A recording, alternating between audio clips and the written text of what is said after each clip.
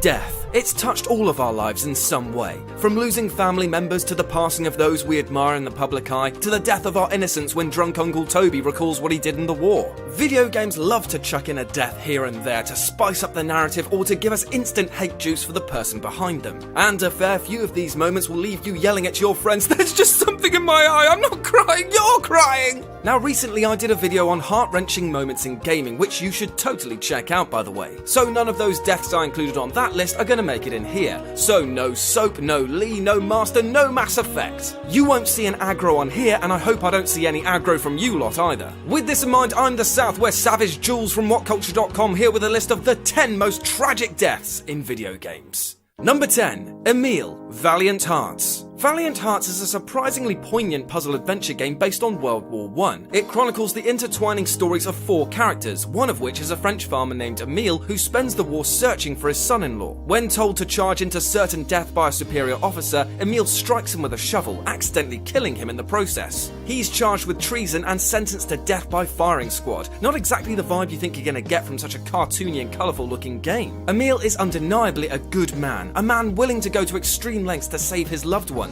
And yet despite this, he's still killed at the hands of his own countrymen. Number 9. Roman Bellic, Grand Theft Auto 4. The 4th installment of the Grand Theft Auto series is by far the most grim entry in the franchise. While protagonist Niko Bellic carried most of the angst on his shoulders, his cousin Roman was foolishly optimistic, always looking on the bright side of things, albeit while acting like one of the most annoying bowling fanatics in existence. Still, he actually does end up being part of his own great American dream. He has his family, some money, a collection of loud shirts, and a woman who loves him. Yet, as this is GTA and the whole deal is, usurping such moments of happiness, he's tragically gunned down at his wedding, leaving Niko alone, and let's face it, even more pissed off. Number 8. Cortana, Halo 4. Now see, this was a toss-up between Cortana and the ending of Halo Reach, so consider The Last Stand of Noble Six as my honorary alternative pick. Now, the Halo games aren't particularly well known for being tearjerkers, as they're more concentrated with adrenaline-pumping action over emotional storytelling. As such, this made Cortana's death at the end of Halo 4 an unexpected sucker punch to the heart. Master Chief and Cortana have been partners for 4 games, and thus the dynamics of their relationship were firmly established by this point. They are undoubtedly one of the greatest gaming couples, so seeing them ripped apart was genuinely effective, especially because it gave gamers a rare glimpse inside the heart that lies behind Master Chief's trademark armor. Number 7.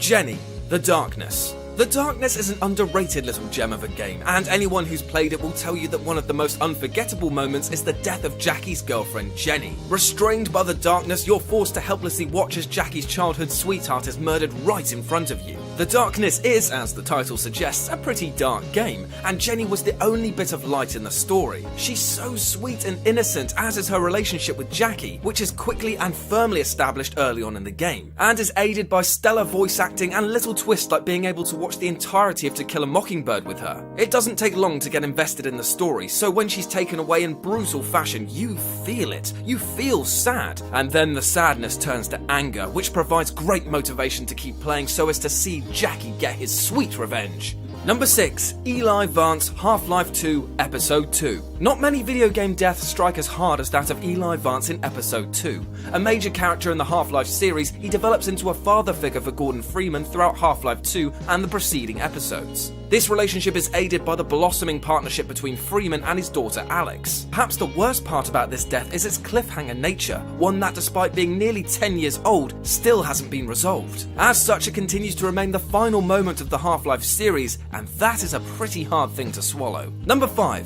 Isara, Valkyria Chronicles. Valkyria Chronicles is a beautiful yet brutal game which mixes a turn-based strategy system with the thinly veiled events of World War II. While the graphics belie a fantasy tale, the game deals with tough subjects at every turn. With the deaths of civilians, the horrors of wars, and the persecution of one of the in-game world races, Isara, adopted sister of lead character Welkin, is one of these oppressed people, even having members of Welkin's team resent her for being in their ranks. However, as she assists the group and offers her mechanical expertise, she becomes an essential member. Unfortunately, Isara is gunned down just as Rosie, one of the more vocal about her dislike of the Darson, is apologising for her behaviour. Not only is the death of his sister a huge loss for Welkin, but her calming personality and vibrant outlook on life despite the war around them is something that is felt deeply until the end of the game. Number 4. Dominic Santiago, Gears of War 3. Now, a lot of people had a crack at me for not including Dom I'm a tin of spam Santiago's death on the heart-wrenching moments list. Well, here's your chance to cry for the chin-strapped steroidal soldier, as his death in Gears 3 was truly moving. Having accompanied Marcus through thick and thin across 3 titles, it's really touching to see him sacrifice himself for his friends. As he plows into the Locust Horde, he cries to his wife and slams into a fuel station. Gary Jules' mad world begins to play and the slow-motion destruction begins to unfold, and we, alongside Marcus, take stock of his loss and of the release his death brought him. Number 3.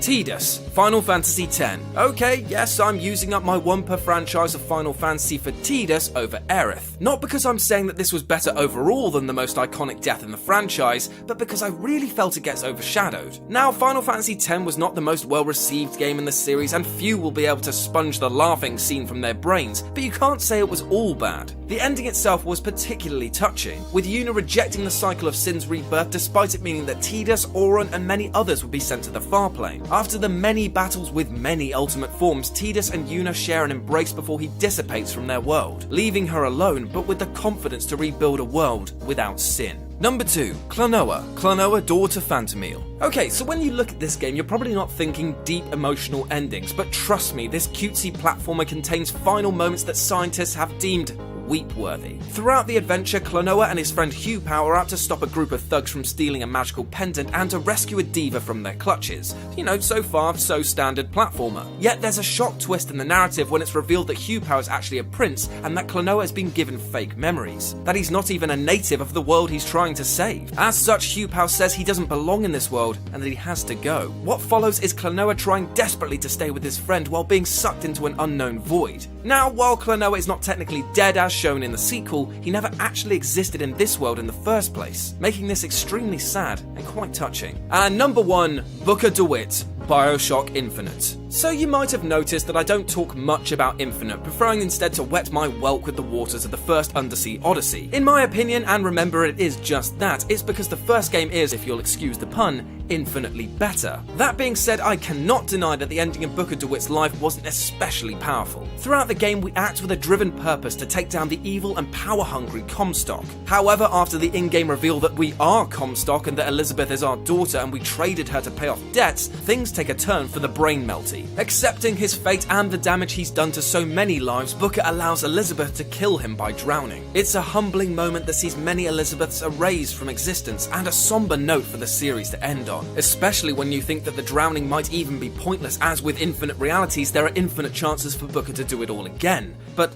let's not dwell on that for now. And that's our list. Got any more passings that we passed over? Well, let us know about them in the comments section below. And if you want to see something really tragic, come follow me on Twitter at RetroJ with a 0. If you enjoyed the video, then like, share, and subscribe for more. As always, I've been Jules, WhatCulture.com, and I'll speak to you soon.